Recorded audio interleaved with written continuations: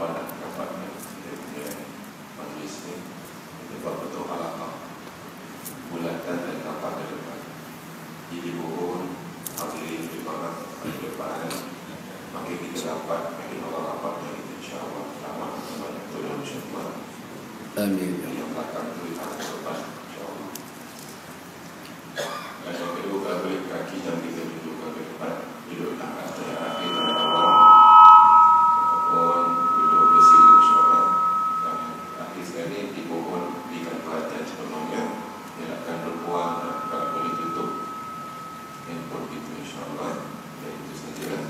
Saya ulang. Kalau boleh sahabat kita. Nampak ada tempat. Ramah insyaAllah. Kita Allah bersyukur. Allah. Assalamualaikum warahmatullahi wabarakatuh. Bismillahirrahmanirrahim. Alhamdulillah rabbil alamin. Wa sallallahu wasallam ala sayyidina Muhammad khatamil anbiya'i wa habibi rabbil alamin abil qasimil amin wa ala alihi wa sahbihi ajma'in. Subhanaka la ilma lana illa ma 'allamtana innaka antal alimul hakim. ولا حول ولا قوة إلا بالله العلي العظيم وبعد رب يسر ولا تؤسر ربي تمم بخير.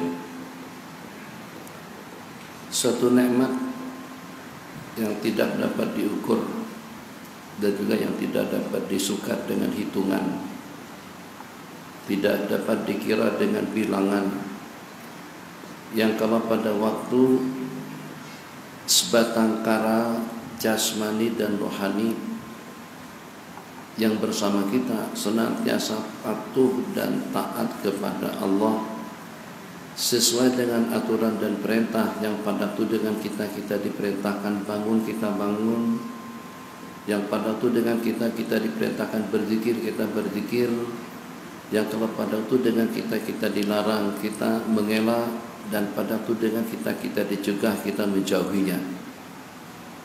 Yang walaupun dari sudut atau daripada berbagai aspek yang dengan kita mungkin tidak memiliki sembarang kemuliaan dalam hidup.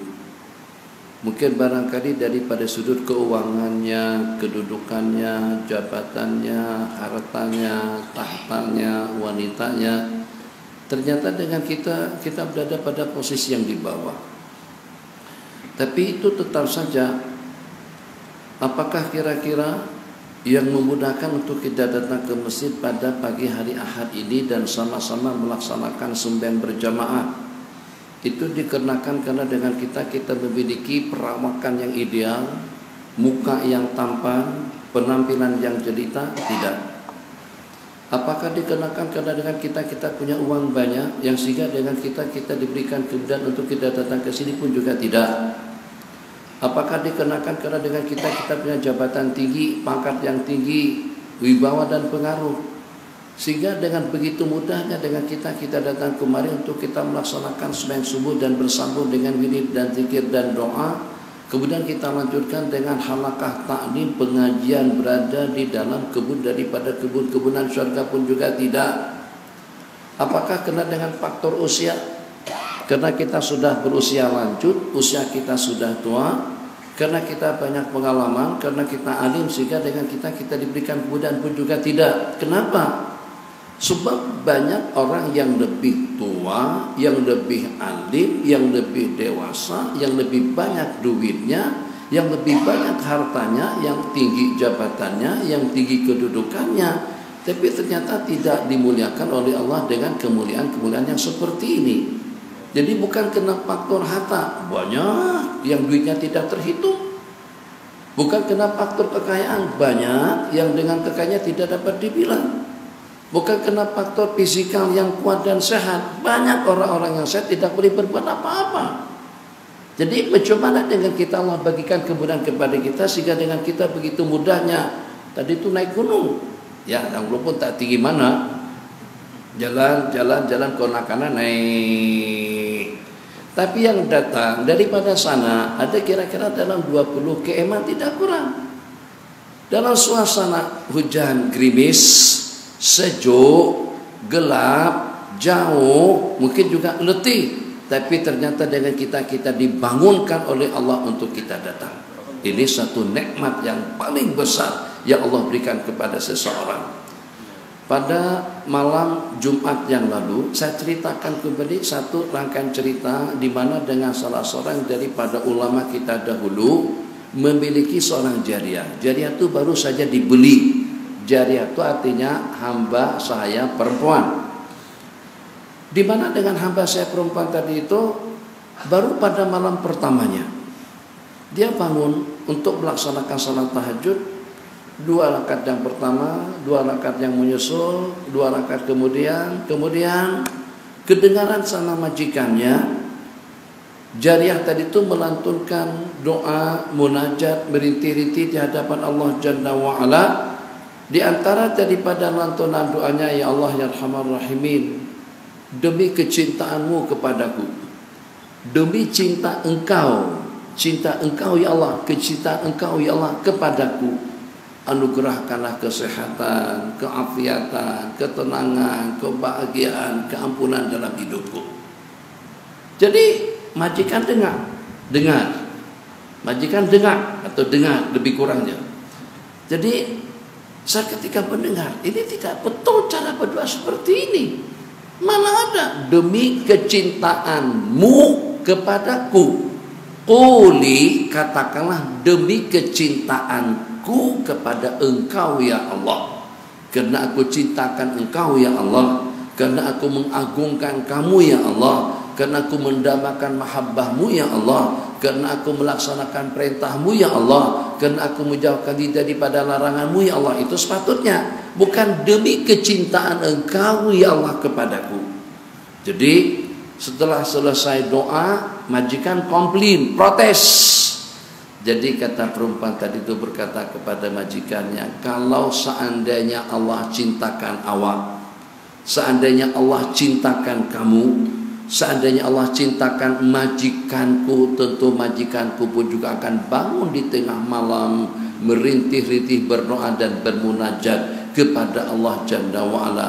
Justru karena Allah tak cintakan awak, tak cintakan kamu, tak cintakan kita, akhirnya kita tidak diberi kemudahan.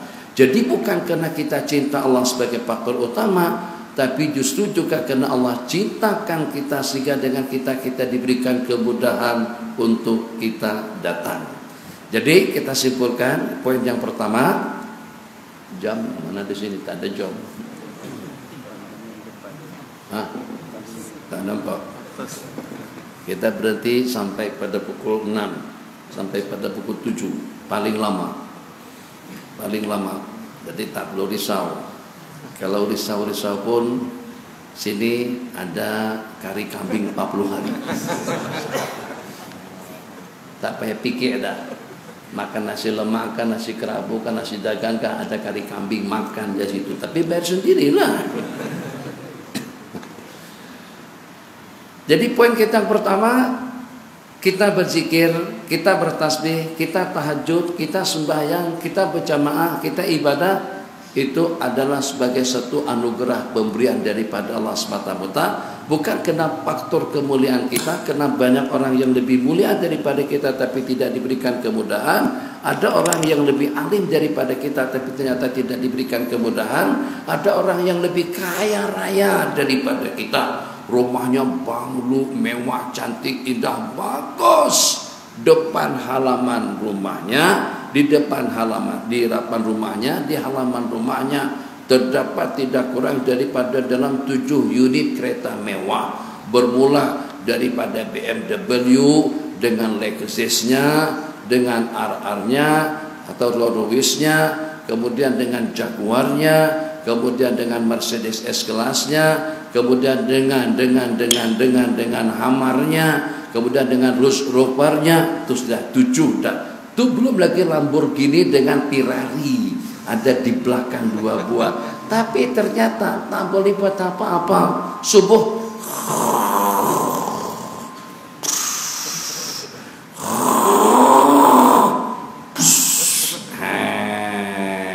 7 kereta mewah tidak boleh bagi syafaat untuk membawa kita datang ke masjid. Sementara tuan kereta lama kancil 650 cc je pada tahun 90-an, kadang-kadang mau di start, kadang-kadang tak mau hidup, kadang-kadang hidup, kadang-kadang mati. Yang satu tu pula tetangga kita bawa motor buruk tahun 70-an, bahkan ada motor sebelum kemerdekaan sudah dibeli. Tapi Masya Allah tabarakallah, saban pagi, saban waktu sebelum adzan berkumandang sudah di dalam masjid. Yakin tak itu memang betul-betul anugerah dan pemberian daripada Allah. Allah sukakan kepada tuan, Allah sukakan kepada kita, Allah cintakan kita sehingga kita diberikan kemudahan untuk datang. 1, 2. Allah minta maaf dengan sekedar misal saja. Kalau seandainya kari kambing 40 hari ini kurang maju di sini, itu wajar-wajar saja. Kenapa? Sebab adanya hanya di satu tempat dan orang jauh sudah bosan memakannya. Tapi kalau kari kambing 40 hari ini dibuka cawangan di mana-mana, mana Haji Anwarnya? Kalau ada cawangan di mana-mana, cawangan di Johor Bahru, cawangan di Singapura, cawangan di Senawang, cawangan di KL, cawangan di Shah Aman, cawangan di Jalan Duta, cawangan di OSG, cawangan di Bangi, cawangan di Kedak, cawangan di Kelantan, di Terengganu, di merata tempat. Itu kita heran kalau orang yang punya supermarket banyak di merata tempat itu bengkak. Ataupun juga dengan seorang tadi itu punya kelang. Kelangnya di mana-mana. Di Jakarta ada kelang, di Surabaya ada kelang, KL ada kelang, di Semenanjung semuanya ada kelang. Dan juga di merata tempat. Heranlah kalau orang itu tidak punya penghasilan yang banyak. Jadi kenapa? Sebab karena cawangan yang banyak tadi itu akan mengokohkan dan juga akan menguatkan perekonomian seseorang. Masya Allah tabarakallah. Begitu perumpamaan yang sebenarnya dengan kita. Jadi wajar-wajar saja kalau dengan perekonomian seseorang itu semakin merosot. Wajar-wajar saja kalau dengan seseorang itu mungkin terancam dengan bankrupt atau bangkrut. Wajar-wajar saja dengan keuangan apa adanya. Itu kalau seandainya hanya punya satu cawangan. Tapi pelik bin ajaib kalau ternyata di sini ada Tesco, situ ada Tesco, situ Maidin ada di mana-mana. Di Johor saja ada berapa buah Maidin. Belum lagi dengan di Kedanya, belum lagi dengan di Kelantannya. Jelas perekonomian mereka, tengok saja. Kadang-kadang mereka buatkan mall, bangunan yang terbesar. Mungkin Maidin yang terbesar sekarang adalah di Perak. Besar. Apa yang tak ada? Yang tak ada duitnya. Semuanya ada. Makanannya, minumannya, keperluannya. Daripada keperluan seumpama sapu, penyapu, lantai, sampai kepada yang paling kita perlukan tentang makanan dan minuman. Sampai kepada barang elektronik pun LCD ada, TV ada, komputer, macam-macam serba lengkap dan cukup. Nak beli sikat, belum tentu ada di kedai runcin, ada di Maidin.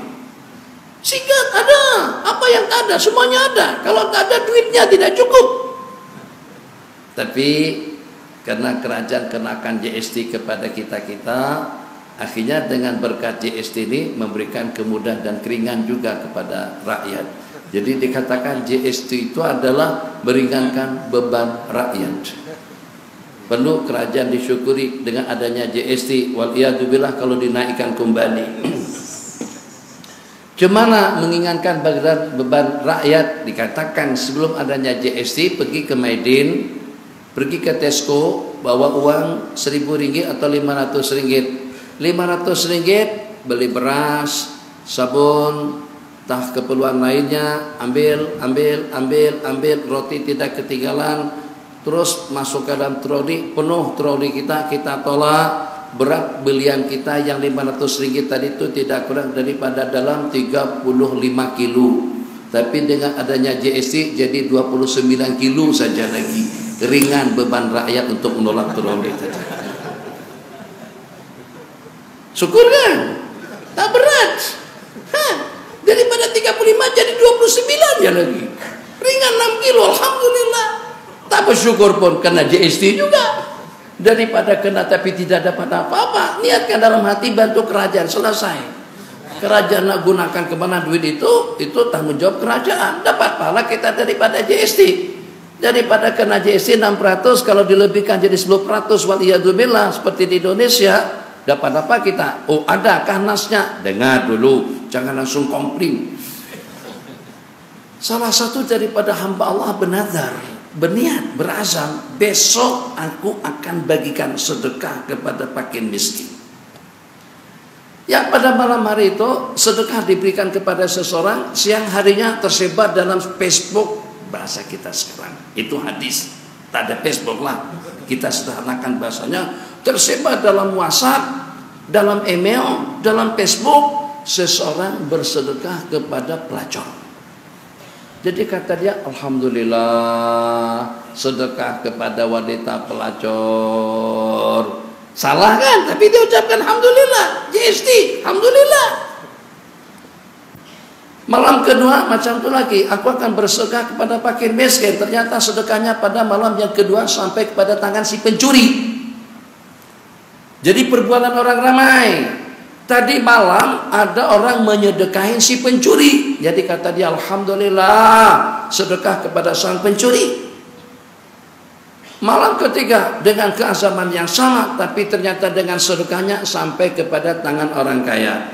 Asbab alhamdulillah dan juga dengan sedekahnya tadi itu, si pelacur tidak melacur pada malam harinya, si pencuri tidak mencuri pada malam harinya, si kaya jadi insaf dan sedar dalam kehidupannya. Sehingga yang bertiga tadi itu pelacur, ya Allah, yang walaupun aku ini dipandang kotor, dipandang sinis, dipandang hina oleh masyarakat dan juga oleh orang ramai, tapi masih ada juga orang yang berkenan untuk membantu aku. Akhirnya dia tobat. Macam itu juga dengan pencuri. Saya di pencuri, saya di nakal, samsing, lasa, ambil punya orang. Ini kesalahan, ini kemaksiatan. Aku dipandang sini, dipandang ina, sebab karena aku terbabit melakukan salah satu daripada dosa besar. Tapi ternyata masih juga ada yang berkenan untuk memberikan pemberiannya kepadaku. Akhirnya pencuri pun juga bertobat, orang kaya pun juga menjadi sedar dan insaf. Itu perumpamaan GST yang kita sebutkan tadi. Nah, kembali kepada cerita kita. Kalau kita punya cawangan Maiden, supermarket di mana-mana, memang aneh kalau kita tuh bankrupt, sehingga dengan keuangan kita tidak stabil. Yang tidak stabil itu kalau pada tuh buka warung makan, kedai makan kemudian tutup, itu mungkin. Tapi kalau kedai makan tuh di mana-mana, restoran tuh di mana-mana, Masya Allah, tabarakallah, insya Allah hasil dan keuntungannya cukup membanggakan. Nah, begitulah perumpamaan kita sekarang ini, yang dengan kita mempunyai potensi pada bagian-bagian yang ada pada anggota tubuh kita masing-masing, yang dengan rambutnya, dengan matanya, dengan telinganya, dengan mulutnya, dengan hidungnya, dengan tangannya, dengan kakinya, leluasa daripada mulut, kelainan mulut kita daripada mulut-mulut makhluk yang lain. Makhluk yang lain kegunaan mulut itu hanya seakan untuk makan dan minum dan juga untuk mengucap apa saja, satu passion saja, satu bunyi saja. Tak ada bunyi-bunyi yang berbeda-beda semacam mana manusia. Manusia boleh bercakap, manusia boleh menyanyi, manusia boleh membaca puisi, kasida, menyanjung, memuji, Tuan Haji, berkempen, ya kan? Orang kuat hijau kita, makanya saya tak nak bawa selendang hijau. Malam tadi saya bawa hijau supaya jangan bersaing dengan Tuan Haji. Nanti dikira saya berada di sebelah mana macam tu. Khair. Itu semuanya mulut. Subhanallah walhamdulillah wala ilaha illallah wallahu akbar. Takkan kita bankrupt dengan mulut. Mulut kita ini serbaguna. Baca ya kaf ha ya ain sad yasin Tabarakalladzi biyadihil mulk, dan seterusnya. Mulut baca iya, tasbih boleh, tahmid boleh, takbir boleh, Malaysia boleh. Takkan kita jadi bankrupt saat ketika dengan mulut kita ini serbaguna, kita nak baca apa saja boleh. Tengok kambing, dibeli sama kari kambing, disembelih oleh kari kambing 40 hari, kehilangan istri, kehilangan mak, kesakitan, sejuk, ada yang pukul, dia tak boleh, bahasa dia itu saja selama-lamanya. Itu apa tuh maksudnya? Mungkin dia cari pasangannya, mungkin cari teman, mungkin juga kelaparan. Apa tuh? Lembu, lapar, cari bini, nak belaki, macam-macam lah. Tapi bahasanya sama. Kalau kucing bankrupt, kambing bankrupt, lembu bankrupt, itu wajar-wajar saja, sebab suaranya tidak dapat dianeka-ragamkan. Tapi kalau manusia bankrupt daripada zikir, sedangkan mulut leluasa untuk menyebut, leluasa untuk tasbih, subhanallah boleh, walhamdulillah iya, wala ilaha illallah wallahu akbar, subhanallah walhamdulillah wala ilaha illallah wallahu akbar. Bismillahirrahmanirrahim. Ya Aliyyu ya Azim, ya Halimu ya Alim, anta rabbi wa ilmuka hasbi, fa ni'mal rabbu rabbi wa ni'mal hasbu hasbi, tansur man tasha wa antal azizul hakim. Nasalukal ismata, dan seterusnya. Kehizib boleh, nyanyi boleh, kasidah boleh. Hidup ini bagai lampu dinding yang dinyalakan di malam hari, boleh. Ya Hanana, anggo lagi. Ya Hanana, ya Hanana, ya Hanana. Jadi akan diperli oleh semua makhluk kalau manusia itu bankrupt daripada kebajikan. Dan apa? Sebab potensi kita luar biasa hebat. Kebaikan dengan tangan, coba saya hitungkan 5 misalnya. Kebaikan daripada tangan, pada tangan kita pergunakan untuk membasuh muka, untuk menyapu kedua telinga, kita perbantukan untuk menyapu kepala. Kemudian dengan tangan itu sendiri kita basuh, kebaikan. Tangan kita selas-selati, kebaikan. Kukunya kita potong, kebaikan. Tangan kita lambaikan waktu takbir, kebaikan. Jari tangannya kita renggangkan pada waktu takbir, kebajikan. Jari tangan kita rapatkan di waktu sujud, jangan terbuka, jangan kilo-kilir, rapat semuanya ke arah kiblat, kebaikan. Kedua telapak tangan kita letakkan ke lutut pada waktu kita rukuk, pahala. Kedua belah tangan kita gunakan untuk memberi sesuatu, pahala. Untuk menerima yang betul, pahala. Kita gunakan untuk yang positif, kebaikan. Pada waktu kita pakai baju, yang kanan terlebih dahulu menyusul dengan yang kiri, pahala. Itu sudah berapa? Lebih dari 10 kebaikan daripada tangan. Mulut sudah tidak kehitungan. Yang bersyahadat mulut, yang bertakbir mulut, minta maaf. Makanya ada pendapat ulama mengatakan ini jorok sedikit. Jorok di bahasa Indonesia, bahasa sini lucak, agak porno. Pertanyaan, macam mana hukumnya mulut, lidah digunakan untuk menjilat? Yang itu boleh tak mengecup? Yang itu tuh bukan es krim. Paham? Yang itu paham? Atau remang-remang lagi? Jadi kata ulama tak boleh. Tak boleh, baik mulut laki-laki atau juga mulut perempuan, baik suami kepada istrinya atau istri kepada suaminya. Tak boleh mengecup kemaluan pasangannya. Tak boleh menjilat, tidak boleh mengecup, sebab itu bukan es krim. Kenapa? Sebab mulut ini laluan zikir. Dengan mulut kita berzikir, dengan mulut kita bertahlil, dengan mulut kita bersyahadat, dengan mulut kita menyebut nama Allah. Takkan mulut yang berzikir, yang mengubudiahkan diri kita kepada Allah Jalla wa'ala, ternyata digunakan untuk mengecup yang itu. Itu kata sebagian daripada ulama. Kata pendapat yang lain daripada ulama, tak kisah, boleh-boleh saja, sebab itu nafsu, sebab itu syahwat, sebab itu untuk merangsang naluri seks pasangan dua laki istri. Nabi kita bersabda, isna'u kulla syai'in illa nikah. Lakukan apa sahaja kecuali jima. Itu kepada wanita di waktu dalam keadaan uzur. Jadi pada wanita dalam keadaan uzur, Nabi kita tidak benarkan kita menggaulinya pada saat darah keluar, itu secara disepakati.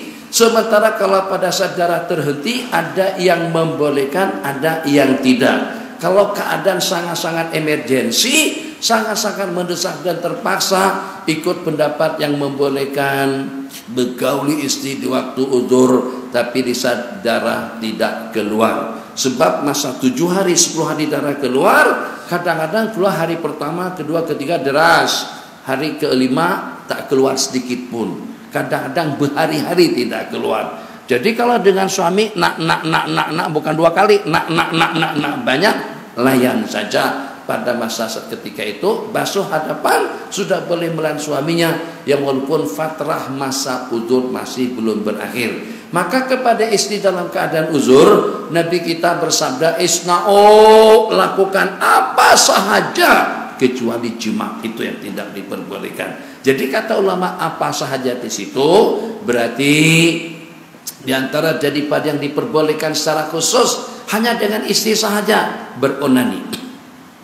Beronani sendiri tak boleh, guna plastik tidak boleh, diusap-usap tidak boleh, dipijat-pijat, diurut-urut tidak boleh, ditekan, ditindih tidak boleh. Tapi kalau tangan istri yang buat kerja tidak ada masalah. Belum kawin sudah? Belum. Nanti prakteknya nanti. Macam itu juga kalau pada saat suami beronani dengan bagian belahan daripada anggota istri, bagian atas kah, bawah kah, manakah yang tak boleh, jima. Itu saja yang tidak diperbolehkan. Dari sana ulama mengatakan boleh-boleh saja. Permasalahan yang saya sebutkan tadi itu lucah seperti apa? Kena mulut digunakan untuk mengecup kemaluan suami atau istri. Ya, ini tentunya memang jorok, jijik, kotor. Tapi oleh sebagian, karena itu merangsang nafsunya, dia sudah mempertimbangkan yang itu. Kembali kepada hukum, maka dengan mulut yang serbaguna tadi itu, takkan dengan kita tidak memungut kekayaan. Sebagaimana tadi malam saya sebut, sampai sekarang masjid di sini pun juga di Masjid Tuanku Sultan Ibrahim, bukan di Masjid Tuanku Sultan saja. Masjid ada yang berseberangan, Masjid Tuanku Sultan juga yang berseberangan dengan Sultan Ismail, dengan Sultan Ibrahim di Muara. Jadi kalau kita datang daripada luar, memang seakan-akan pintu gerbangnya pada waktu kita masuk ke pelabuhan situ, itu didampingi dengan 2 buah masjid besar, Masjid Sultan Ibrahim dengan Sultan Ismail, yang walaupun masjid itu masjid tak ada nama, masjid kampung, tetap kita tak pernah tengok ada duit bersifat 5 ringgit, 1 ringgit, 5 kopang, 3 kopang, 2 kopang, itu tak ada. Mesti Ijiki akan kutip. Kalau begitu sayang kita dengan duit, maka jangan sampai potensi yang ada pada diri kita masing-masing, yang pada saat kita ada peluang untuk berzikir, jangan tidak berzikir, jangan tidak ikut bertasbih, jangan tidak ikut bersalawat, jangan tidak ikut membaca, jangan tidak ikut bertafakur, jangan tidak ikut beriktikaf. Kenapa? Sebab peluang diberikan kepada semua orang. Yang kalau seandainya pada pagi hari ini misalnya saja kita dijemput oleh Haji Anwar untuk makan kari kambing 40 hari, jangan ditolak. Itu rezeki. Kalau macam itu, sekarang kita dapat tawaran selepas subhanallah, inni ala dzikrika wa syukrika wa husni ibadatik, subhanallah. Guna tasbih 33, jangan kurang hitungannya daripada 33. Alhamdulillah, alhamdulillah, alhamdulillah, alhamdulillah, alhamdulillah, alhamdulillah, alhamdulillah, alhamdulillah, alhamdulillah. Dulu saya ulang kembali untuk kali pertama saya sebut di sini. Mungkin hanya sebagian kecil daripada kita yang memahami di antara daripada hikmah dan rahasianya. Subhanallah. Agar kita terimbas dengan sifat keagungan dan kesucian Allah. Allah yang maha hebat, Allah yang maha agung, juga Allah yang maha suci. Subhanallah, maha suci Allah. Mudah-mudahan terimbas kepada kita kesucian zat Allah yang maha agung, sehingga menjadi bersih ibadahnya daripada riya, daripada sum'ah, daripada ujub, sifat-sifat ego, hasud, dengki, lenyap daripada kehidupan kita. Kenapa? Sebab kita inginkan imbasan daripada subhanallah, maha suci Allah. Sucikan hati kami, sucikan pakaian kami, sucikan ekonomi kami, sucikan politik kami, sucikan kehidupan kami, sucikan penghasilan kami, sucikan ibadah kami, sucikan zikir kami, sehingga amal ibadah kita laksanakan amal ibadah yang serba kerdil, amal ibadah yang serba sedikit. Itu kalau dinodai oleh riya, sum'ah dan ujub, jadi lenyap dan hangus. Kita tak nak yang sedikit itu lenyap dan hangus. Subhanallah, subhanallah, subhanallah 33 kali, jangan kurang,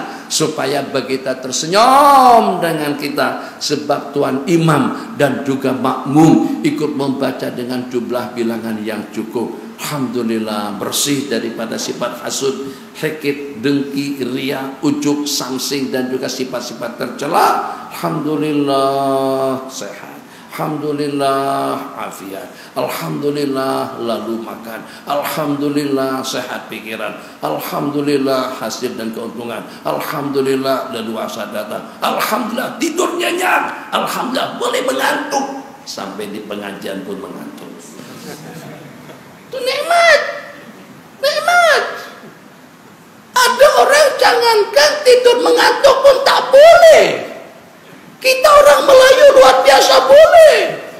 Di mana-mana kita boleh mengantuk.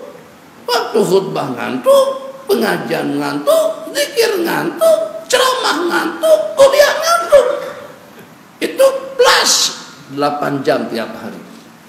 Jadi kalau kita hitung-hitung umur kita yang 60-80, katakan kita berumur 90 tahun. Tidak kurang daripada 30 tahun itu tidur.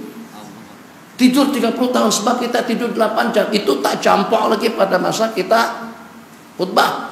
Pada masa khutbah disampaikan. Kalau campur dengan pada waktu khutbah, pada waktu ceramah, pada waktu berzikir, malam Jumat pagi Yasin, campur, tambah. Lebih daripada 10 tahun lupa-lupa. 90 tahun umur, 40 tahun tidak aja. Catatannya tidak. Jadi malaikat, takkan malaikat tak catat betul, itu salah nih. Kata malaikat coba hitung. Tak perasan kah? Nak buka file kah? Nak tengok dokumennya kah? Nak tengok catatannya kah? Nak tengok videonya kah? Begitu dibuka videonya, memang benar. Tuh kata mereka, siapa tuh? Tak ada yang ngantuk lagi. Ini saja saya subur. Itu siapa tuh? Itu rupa siapa tuh? Betul tak Pak Haji? Betul tak? Tak jelas, saya perjelas. Malaikat dekatkan kameranya atau dekatkan layarnya, mereka buka begitu. Nah, semakin dekat. Ayo kata malaikat, siapa yang ngantuk tuh? Mungkin barangkali kembar aku, tak ngaku, tak kembar pun, kata dia kembar aku barangkali. Itu cerita kita. Ini 40 tahun tidur. Urusan tandas, urusan dapur, urusan sumur, urusan kasur. Bahasa Malaysia tidak boleh disajakan seperti itu, bahasa Indonesia saja. Kasur, sini tidak sebut kasur, kita sini sebut tilam. Kasur juga. Tilam. Ini mau saja. Urusan kasur, urusan sumur, sini sebut peringgi, sebut telaga, sana sumur. Urusan kasur, urusan sumur, urusan dapur, sama. Itu berapa menghabiskan waktu kita? Goreng ikan, masak, ganti kalampin anak, layan suami, urusan itu ini habis waktu. Tidak kurang daripada dalam 2, 3, 4 jam tiap hari. Ngek dulu yang menua, ngek basuh pakaian, ngek sekarang itu sekarang. Dulu mana ada? Saban pagi buka tingkap, tutup tingkap. Per rumah, sapu rumah, bersihkan rumah, kerja sehari-hari. Berapa habis daripada umur kita? Kalau kita hitung, apalagi kalau dengan muslimat, habis waktu untuk sajikan makanan, untuk masak, untuk menghidang, untuk basuh nampan, atau juga dengan dulang, piring, mangkok, cangkir, gelas dan lain sebagainya. Belum lagi store, masuk tandas. Itu pun juga betul tengah jam. Allahumma barik lana fi ma razaqtana wa qina adzabannar. Bukan itu bacaannya. Masuk tandas kaki kiri, duduk nongkrong. Ada orang yang sebut apa sembelit atau apalah namanya. Bang, dalam tandas itu tak cukup 5 menit dong. Betul tengah jam kadang-kadang. Jadi duduk lama tapi keluarnya sedikit. Sehingga dulu pada waktu di Mesir ada anak-anak dibagikan obat yang macam peluru tuh, masukkan ke dalam dubur, ke dalam punggung, masuk dalam hitungan 5 menit 10 menit proses langsung keluar habis semuanya. Itu sudah berapa daripada umur? Jadi kalau kita totalkan, mungkin tidak bersih, tidak utuh dalam 20 tahun daripada 90 tahun tadi itu untuk ibadah. Di masjid pun sibuk. Masuk masjid, sebelum masjid rokok dulu. Luas itu. Qamat dah. Belum takbir lagi, Pak. Baru qamat, takbir belum. Memangnya macam mana? Dah takbir Allah, belum rokok lagi. Sehingga dekat-dekat rokok baru buang, langsung masuk, lompat-lompat imam rokok, langsung takbir sambil rokok, Allahu Akbar. Karena dapat ilmu katanya asalkan dapat rukuk dengan imam sudah dapat rakaat. Tapi bengkrak lah kalau macam tuh. Takbiratul ihram yang pertama saja bersama imam sudah lebih mahal daripada dunia dan isi-isinya. Bagaimana kalau sembahyang daripada awal? Ya yang uzur-uzur lah, yang terlambat-terlambat lah. Ini kita datang awal. Masuk ke masjid pula, bawa handphone 3. Nokia, Samsung, Sony Ericsson. 3. Sini 1.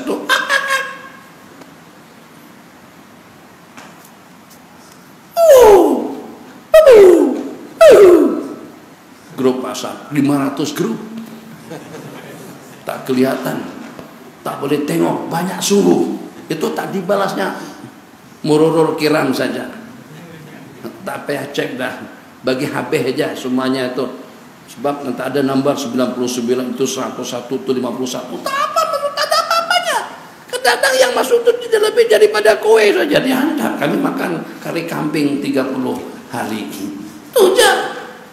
Jadi kita nak tunjukkan kepada kawan-kawan kami pagi ini makan kari kambing, antar dalam WhatsApp atau dalam grup WhatsApp kita. Masya Allah, masjid. Tuh belum lagi ngantuk. Assalamualaikum warahmatullahi wabarakatuh.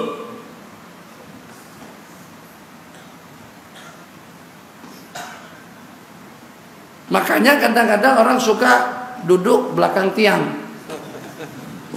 senang berlindung di situ. Nyedar, santai.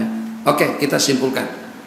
Jadi dengan anugerah Allah, dengan potensi yang ada pada diri kita masing-masing, di mana dengan kita diberikan leluasa untuk mendapatkan kebaikan daripada segala-galanya. Kamu boleh dapat kebaikan daripada pakaianmu, daripada makananmu, daripada minumanmu, daripada perilakumu, pergaulanmu, kehidupanmu, daripada waktu kita bangun sampai dengan kita tidur kembali, dari sejak kita balik sampai kita meninggal dunia, bahkan pada waktu kita sakit, pada waktu kita tidur, di waktu kita santai, di waktu kita relaks saja dengan kursi malas tuh baring begitu, itu pun dengan nawaitu yang betul kita mendapatkan kejaran pahala daripada Allah Jalla wa Ala. Selain daripada itu, langkah-langkah kita menuju masjid semakin jauh di antara daripada yang akan mengangkat derajatnya, membanyakkan ganjaran pahalanya, meninggikan martabatnya, menghapuskan dosa-dosa kesalahannya. Nabi kita bersabda, kasratul khuta ilal masajid, memperbanyak langkah-langkah menuju masjid. Semakin banyak langkah kaki yang kita langkahkan ke masjid, ke majelis-majelis ilmu, ke majelis-majelis taklim, tempat-tempat kebajikan, bahkan bukan setakat dengan aktiviti, dengan kegiatan dan juga dengan usahanya, juga dengan nawaitu yang kita niatkan, niat untuk tahajud, niat untuk membangun, teringin juga kalau nanti kita punya uang lebih, saya akan bikin masjid, saya tak nak ada bantuan derma sumbangan daripada siapapun, aku ingin gunakan duit aku yang secara tulus untuk membangun masjid. Orang yang bangun masjid ada jaminan surga daripada Allah. Man bana lillahi masjidan, barang siapa membangun masjid, riwayat lillahi tabaraka wa ta'ala, karena Allah, bukan untuk dipamerkan, bukan untuk diiklankan dan diisytiharkan. Barang siapa membangun masjid, man bana lillahi masjidan banallahu lahu baitan fil jannah, Allah akan memberikan kepadanya istana mahligai indah nanti di dalam surga. Kalau sudah ada istana, tinggal menempatinya saja lagi. Takkan istananya ada, orangnya tak masuk-masuk. Nih punya siapa di istana? Ini punyanya Haji Maskur. Haji Maskurnya di mana? Nah, kalau sudah ada jaminan istana di dalam surga, kompon dan pasti mati dengan husnul khatimah, selamat daripada siksa kubur, kebaikannya akan lebih banyak timbangan selamat, nyebrang siratal mustaqim juga dengan selamat, sehingga dia akan menempati tempat yang telah disediakan oleh Allah. Nabi kita bersabda, walau kamib hasiqatatin, yang walaupun dengan besarnya masjid tadi itu seperti sarang burung. Jadi tidak mesti bangun masjid sebesar ini sekarang tidak cukup 2 juta. Apalagi kawasan tanahnya, kawasan tanah bukan kawasan tanah pinggir di kampung, kawasan tanah dekat jalan. Ini dengan tanahnya saja sudah berapa, belum lagi dengan bangunannya. Kalau hanya setakat dalam 500-an ribu area tidak akan terbangun masjid yang seperti ini. Apalagi dengan yang serba naik, batanya naik, pasirnya naik, batunya naik, semennya naik, businya naik, kipasnya naik, semua peralatan sekarang naik. Yang turun satu-satunya itu adalah hujan. Alhamdulillah, hujan turun. Di mana-mana hujan turun. Tak pernah naik dalam kehidupan umat berarti. Syukur, alhamdulillah. Sabun naik, beras naik, bawang naik, hujan turun. Alhamdulillah. Kalau hujan naik juga mampu kita, maji kita. Alhamdulillah hujan turun, basah permukaan bumi dengan hujan. Itu ceritanya. Belikan kipas, belikan sejadahnya, belikan lampunya, beli 3 bata cukup, 1 sak semen, iya, yang walaupun senilai sarang burung. Nabi kita bersabda akan mendapatkan istana di sisi Allah. Nawaitunya ada di sini, sehingga dengan nawaitu yang kita niatkan pun kita mendapatkan ganjaran pahala daripada Allah Subhanahu wa taala. Waktu kita sudah berakhir atau hampir berakhir, baki dalam 5 menit, maka kita menghimbau kepada semua jamaah yang hadir, baik itu dengan mulut ataupun juga dengan tangan ataupun juga dengan rambut, dengan rambut. Nih rambut nih, coba hitung agak-agak dalam berapa ratus. Nah, ini bukan ratus ribu. Mungkin ratusan ribu, mungkin ada 1 juta rambut saya sekarang nih. Nah, jangan sampai bankrupt daripada kebajikan. Sederhana, ini kita tentang kebaikan, potensi luar biasa, keuntungan luar biasa, pahalanya luar biasa. Jangan sampai dengan kita tidak terpancing, tidak tergugah untuk kita mengumpulkan, untuk kita mengutip. Duit RM1 kita kutip, kita masukkan ke dalam tabung. Duit RM1 kita ambil, kita masukkan ke dalam pocket. Takkan dengan kita kebaikan-kebaikan yang bertaburan di sana sini tidak diambil. Kita biarkan saja bertaburan di sana sini. Ikut juga berzikir, ikut juga bertasbih. Wudu, kebaikan dari para rambut kita hitung. 1, insya Allah saya hitungkan dalam 5 macam kebaikan dari para rambut. 1, daripada rambut Nabi kita bersabda, man kana lahu sya'run, barang siapa mempunyai rambut fal yukrimhu, hendaklah dia memuliakannya. Yang ada rambut, muliakan rambut. Disikat. 1, bagi minyak, meminyaki rambut, pahala. Merawat, mengemaskan rambut, pahala. Ini rambut panjang tapi sirkuit kutu di dalam, kutu keliaran. Mereka mengadakan pacuan di situ.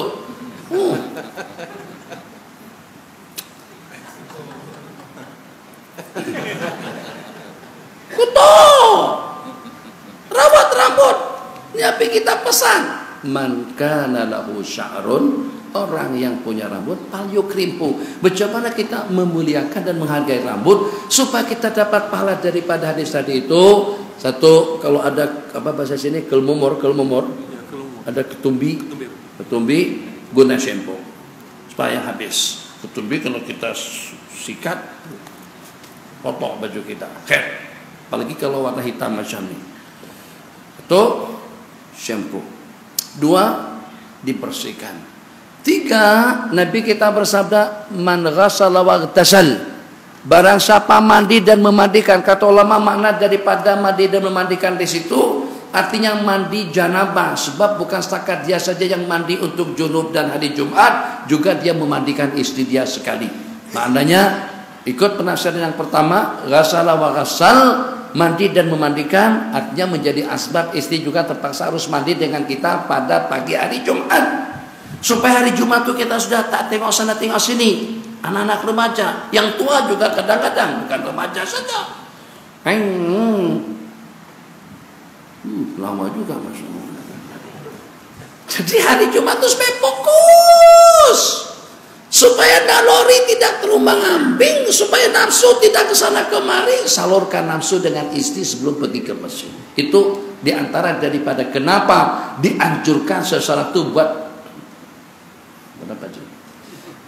bahasa sini buat project lah di waktu malam dan siang Jumat, supaya pada masa pergi ke masjid itu kalau ada cabaran yang mencabar, ternampak orang Cina kan, lalu sebab mereka yang pakai celana pendek, mereka yang pakai seksi, kita Melayu insya Allah oke-oke saja. Nah jadi kita terkawal pandangan kita, paling tidak pikiran kita tidak memikirkan ke sana, sebab nafsu sudah tersalurkan sebelum kita pergi. Penafsiran yang kedua, makna daripada waghassal bukan setakat mandi sampai kelet, tapi juga basuh kepala. Satu kebaikan pada waktu kita mandi hari Jumat.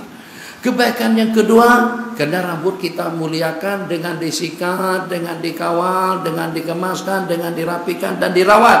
2. Kebaikan yang ketiga, pada waktu kita berwudu, basuh muka, basuh tangan, jangan sapu sikit saja. Ini boleh dapat bukan setakat 10 kali 10. Kita paling banyak 20 kali 10 dapat 200 kebaikan saja. Kenapa? 30 saja yang tersentuh. 30 kali 10 baru 300. Tuan Haji basuh, nyalamkan kedua belah tangan. Berapa? 1 juta kali 10 dapat 10 juta kebaikan daripada rambut. Ini potensi kekayaan. Jangan di sini. Janggut, selat-selati daripada belakang, pahala. Rambut, pahala.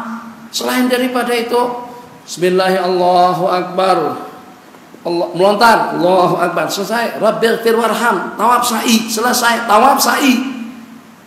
Allahumma ja'al hajjan mabrura, selesai.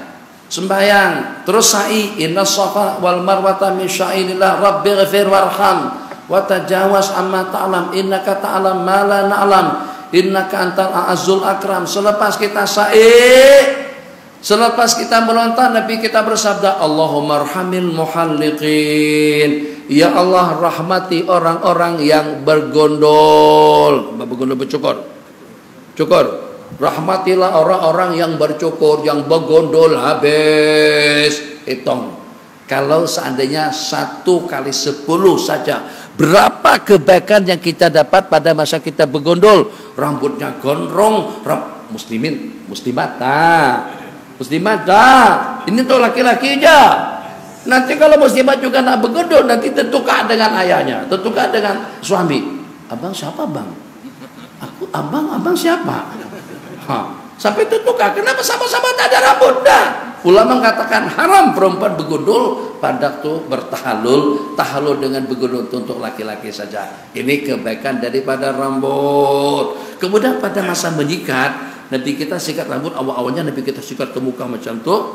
Kemudian berikutnya Nabi kita bagi 2. Pernah ada orang sikat? Ini saya tak ada cermin nih, tak ada nampak, jadi tak tahu lah macam sikat. Hasil belah ada jalan sini, ada rel kereta api. Itu menyisir rambut. Berikutnya Nabi kita menggunakan sikat, bahasa sana sisir, Jangan cari sikat di Indonesia. Nanti dipabagi sikat basuh pakaian dulu. Sana sebut sisir. Nah, sisir.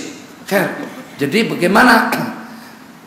Karena Rasulullah sallallahu alaihi wasallam yuhibbut tayamuna. Sesungguhnya baginda Rasulullah sallallahu alaihi wasallam menyukai mendahulukan yang kanan fi tanaulihi, mendahulukan yang kanan pada masa pakai kasut. Itu kebaikan, jangan diabaikan. Belajar daripada pagi hari ini. Jangan langsung pasang, jangan langsung suap, jangan langsung minum. Ikuti panduan hukum hakam dan sunnah bagi Nabi. Keluarkan kaki kiri pada keluar daripada masjid. Ini kasut di hadapan. Kasut di hadapan, bagaimana? Kasut di hadapan. Sunat kita memasang kasut, memakai kasut kanan dulu baru kiri. Masukkan yang kanan baru yang kiri. Pada masa menanggalkannya, tanggalkan yang kiri baru menyusul yang sebelah kanan. Satu, tana'ul. Yang kedua, tatahur. Bi tatahurihi wa tana'ulihi wa tarajjulih. Dan pada tu Nabi kita menyikat rambut. Muslimat, sikat ini loh. Kemas sebelah kanan baru dapat pahala daripada menyikat rambut. Lebih daripada 5 yang saya sebutkan tentang kebaikan daripada rambut. Begitulah dengan tangan, dengan kaki, dengan telinga, dengan mulut, dengan hidung. Semua bagian-bagian yang ada pada anggota tubuh kita masing-masing itu boleh memberikan kekayaan pahala, boleh mendekatkan kita kepada Allah. Jadi jangan bengkrak kita daripada kebajikan, daripada pahala. Boleh saja bankrupt daripada duit karena kita sudah pensiun, karena kita sudah tua, karena kita tidak ada penghasilan. Tapi jangan bankrupt daripada kebaikan. Kenapa? Sebab kebaikan boleh kita dapatkan daripada segala-galanya. Ada sebarang soalan? Banyak. Oke Haji. Waalaikumsalam warahmatullahi wabarakatuh.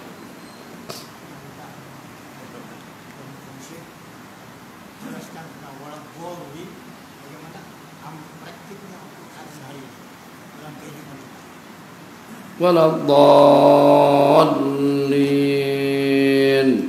Maknanya atau bacaannya? Praktikalnya? Macam mana? Bimbinglah kami kepada jalan yang lurus, jalan yang kau anugerahkan kepada para nabi-nabi dan rasul. Ghairil maghdubi alaihim, bukan jalan orang yang kau murka, bukan juga jalan orang yang kau sesatkan.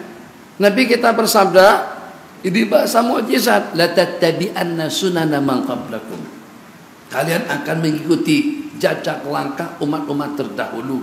Shibran bi shibrin, perjengkal, perhasta. Hatta sehingga lau dakhalu juhra dhabbin, kalau mereka masuk ke dalam lubang biawak pun juga kalian akan ikut melakukannya. Coba tengok budaya kita, pakaian kita. Jadi sahabat Nabi kita bertanya, siapa ya Rasulullah yang menjadi panutan dan ikutan kami itu? Nabi kita bersabda, siapa lagi selain daripada Yahudi dan Nasrani? Fashion pakaiannya macam mereka, pergaulannya macam mereka, gaya makannya macam mereka. Jadi kata McDonald, kata KFC berdiri, kita berdiri. Kata mereka tangan kiri, tangan kiri. Kata mereka buka, kita buka. Kata mereka kentatkan, kita kentatkan. Fashion pakai macam tu. Kata mereka kerat yang khas ini, tengok. Rambut solekan pramugara sekarang ini. Tidak lagi seperti kita gunting. Mereka sudah fashion di sini, buang sini habis, sini digunting habis. Tinggal untuk air pancut saja lagi di atas. Ikut juga. Dulu di sini dibuat garisan. Jadi ada ditata atau juga ada diukir-ukir macam mana. Buat juga. Salah satu daripada penyanyi rock, bajunya dia sobek juga. Bajunya diangkat, kita angkat juga. Bajunya dilepaskan juga. Pernah dulu, entah berapa tahun yang lalu, 10 tahunan mungkin, ada satu penyanyi daripada Malaysia, daripada tempat kita, namanya lebih kurang nama entahlah, tapi Zulnya Pezul atau apa lebih kurang. Dia buka jaket, dia buka bajunya pada masa dia konser. Masyarakat komplain. Kenapa? Sebab itu bertentangan dengan budaya Melayu. Itu kalau pemain-pemain rock biasa saja mereka tampil atas pentas tidak pakai baju. Tapi kata orang Melayu tidak. Tapi sekarang itu sudah jadi suatu perkara biasa. Kata mereka angkat sampai ke lutut, lutut. Kata mereka angkat sampai ke paha, ha. Kata mereka cukup pakai sepeda saja, enggak. Kata mereka buang semuanya, buang. Itu udah jadi panutan dan ikutan. Mereka makan berdiri, kita ikut makan berdiri. Mereka makan dengan garpu, pisau dan sudu, kita juga ikut. Bukan haram, tapi lebih nyaman kalau kita makan dengan tangan kita sendiri. Kenapa? Satu, logiknya, kalau kita guna sendok sini sendok atau sendok atau camca, sudu, sendok, sudu, camca. Itu camca yang walaupun di hotel bintang 5 itu telah digunakan oleh 1001 orang sebelum kita. Pasik pernah guna, Hindu pernah guna, Kristen pernah guna, Yahudi pernah guna, Jaudim punya pun, macam-macam yang pernah menggunakan sebelum kita. Tapi tangan kita ini siapa yang guna? Kita aja tak ada, kita guna tangan sok-sok, tidak ada. Tangan ini kita seorang saja yang memanfaatkannya. Tapi kalau sudu tadi itu ternyata sudah digilirkan, bukan haram. Tapi yang kita tak nak, tengok, pisau tangan kanan, garpu tangan kiri, begitu kan? Kita potong daging, krik. Orang jarang potong daging dengan tangan kiri, potong daging dengan tangan kanan, garpu tangan kiri, tosok, ngam. Berarti kalau Nabi kita tengok, Nabi kita kecewa. Kamu orang Islam, kamu mendambakan mahabbahku, tapi kenapa mana kamu menyalahi sunnahku? Macam mana kamu tergamak makan minum dengan menggunakan tangan kiri? Oke, itu ringkas saja Ji. Nah, panjang nanti terlalu panjang. Kita sudah nak balik nih. Pukul 12 sudah terbang. Pukul 12. Sebelah dokter ya, dokter sudah 11 sudah ada di KL. Silakan. Salam untuk menghilangkan sifat riya dan menghasilkan sifat tawadhu dan untuk menghilangkan sifat waswas. Ini sifat tawadhu kita belajar daripada pengajian yang seperti ini. Kata Bang Kamal minta berapat-rapat. Nah, berat itu. Wah, aku ini datu suruh berapat-rapat. Siapa tuh pengurus itu siapa? Tan Sri Ustadz Kamal kan? Atau Ustadz Kamal aja. Jadi dengan orang yang ada jawatan, ada kedudukan, disuruh berapa itu susah betul, susah. Apalagi kalau sudah tengok siapa yang menyuruh. Yang menyuruh Ustadz saja. Tak ada Datu Sri, Tan Sri, Ton, tak ada. Kalau imam besar mungkin barangkali Maulana Kiai Habib Al-Alam Al-Kabir, Syekhul Islam Kamal. Tapi itu tak ada, Ustadznya ada. Itu satu cara atau satu langkah untuk kita belajar tawadhu. Kita duduk merapat, setahu sama rata, samping nyamping. Perumpamaan saya, ada Bangladesh, ada Indonesia, ada daripada Arab, ada dari Yaman, ada pendatang haram, belakang pendatang makruh, itu ada permit, dan dicabut tauliahnya sama Jakim. Itu sama-sama kita di Sabtu. Jadi bukan di Sabtu semuanya ada tim, bukan semuanya ada tuh. Kadang-kadang kita jadi kebanggaan datang ke masjid. Kenapa? Sebab di masjid ada Datin Rusma, ada Datu Siti Nurhaliza, ada istri tuanku, lupa istri tuanku Sultan Selangor yang baru nikah. Semalam tuh, Nur Hasyikin. Nah, nanti saya ingat. Kemudian pula, oh di sebelah kanan siapa? Itu yang produk kerudung Parida. Sampingan, selfie. Kenapa? Samping Siti Nurhaliza, samping Lenovo, Arina, Krisdayanti, Messi Dayo. Berani saf pertama. Kenapa? Sebab orang-orang. Coba kalau pada tuh saf pertama pembantu rumah, tak ada permit, tak ada izin, sudah digam sama kerajaan.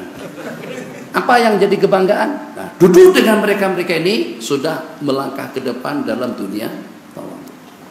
Sujud, letakkan dahi di tempat orang duduk. Pak Long tadi itu duduk di situ, berkentut di situ. Kita letakkan dahi kita di tempat orang berkentut. Tawadhu. Imam amin, amin, amin, amin. Kita belakang amin, amin. Kita aminkan. Tawadhu. Makan dengan tangan. Nabi kita bersabda, innama aku tuh makan minum semacam mana makannya seorang hamba sahaya. Makanya ulama tabligh mengatakan sudah makan dengan merebahkan kaki kiri dan mendirikan kaki kanan. Sebab itu standby untuk khidmat. Kalau duduk bersila tak boleh langsung bangun.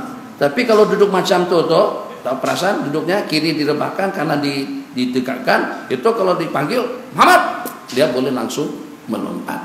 Ria, cobalah untuk kita mengobati supaya kita tidak ada ria. Ria artinya minta ditengok. Sum'atnya minta didengar. Kita minta pahala dengan siapa? Yang bagikan ganjaran itu siapa? Yang bagikan pahala itu adalah Allah. Yang memberikan balasan itu Allah. Kenapa dengan kita ria dengan ibadah yang kita laksanakan, sedangkan manusia yang kita ria dan ujub tadi itu tak akan bagikan apa-apa kepada kita? Bang, udah kawin belum? Udah kawin belum? Belum. Kalau seandainya abang melamar seorang perempuan, namanya Siti Nur Azizah,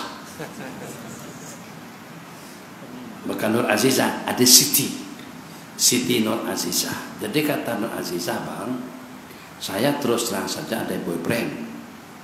Dan saya masih simpan rasa cinta kasih sayang aku ke dia tuh dalam 50%. Aku boleh bagikan rasa kasih sayang ke abang tuh hanya dalam 50% aja. Agak-agak abang masih mau juga tak kak dia? Atau abang ciri yang lain?